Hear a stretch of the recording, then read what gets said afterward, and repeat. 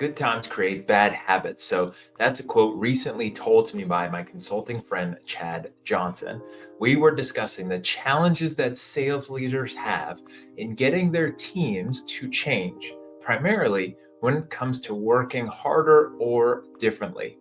When things are good and marketing is producing leads at a profitable level, when competition isn't really impacting your sales conversations, when the economic forces are in your favor, when the government regulation isn't requiring you to do too much different, then the deals and the money flow.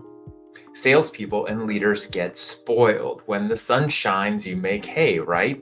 I remember when I first started in the mortgage business, it was Seattle, Washington, 2002. The first few months was about learning the business and the process. Then 2003 hit and it was game on. Historically low interest rates, rising property values, crazy real estate and lending market. This was pre-mortgage crisis, so there were tons of wild loan options. The joke in 2003 was that you could show up and work, answer your phone most of the time, rarely call people back, and you would still make six figures just taking orders. Internet banking was only starting to be a thing, and the biggest competition or objection that you would receive is somebody who pulled up bankrate.com that day and was looking at the 30-year fixed and seeing that it was 5.5%. And so people expected that without really understanding, looking at all these super small print of what it took to qualify. Now, it was easy. It wasn't always fun or stress-free, but money was flowing. We just went through a similar mortgage refinance boom where a lot of people made a lot of money helping people with their home loans. It was really easy. Everyone was interested in it. Rates were even lower now than they were back then. And it was simple to make lots of money.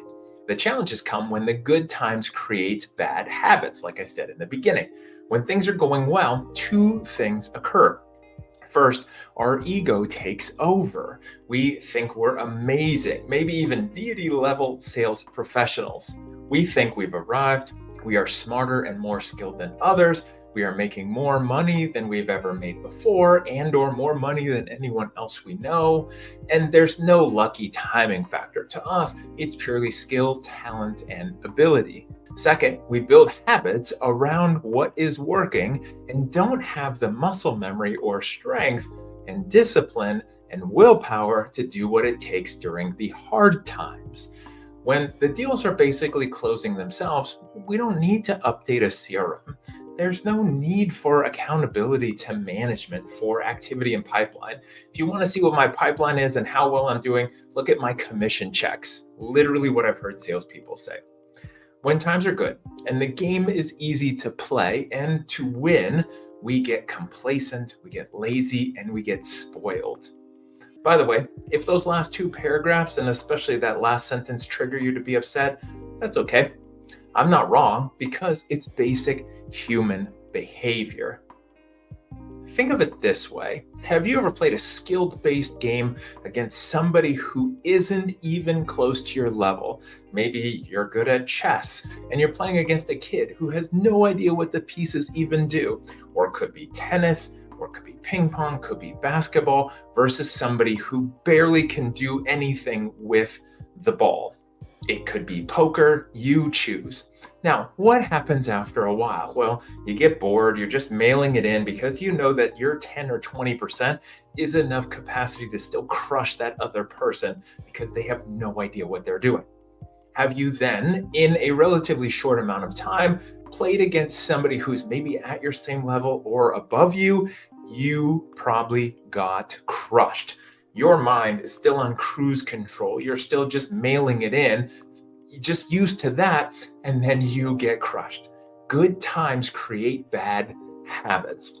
When the game is easy, any habit will do. They don't have to be good ones. The problem then comes when times get less good, and what you did is no longer enough to succeed. Something has to change. When you try to change your habits, it gets really hard. There is a quote. It says, "The chains of habit are too weak to be felt until they are too strong to be broken," by Samuel Johnson. That's why it takes a lot of effort to change a habit through willpower and discipline. 21 days, 30 days, 45 days, 10 years. All kinds of people have all different opinions about changing habits. Now, back to our sales processes and operations. If you're currently experiencing the good times, then be aware of what's coming. At some point, things will change in the market, and you will need to change your processes, your conversations, your scripts, your cadences. What you did during the up cycle won't work during the down season. To succeed at putting effective new sales ops in place, it takes 3 parts. First, the change must come from the top down and flow all the way through the levels of leadership.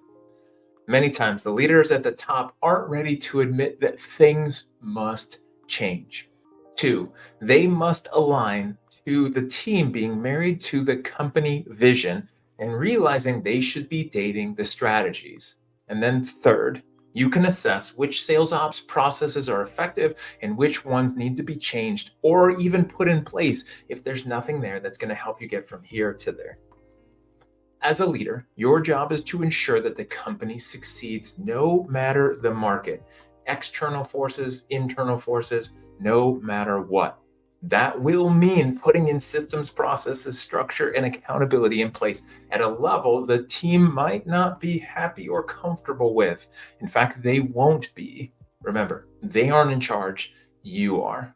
If they want to keep on winning, then you have to make the adjustments to change the habits that need to be changed so you can keep on succeeding.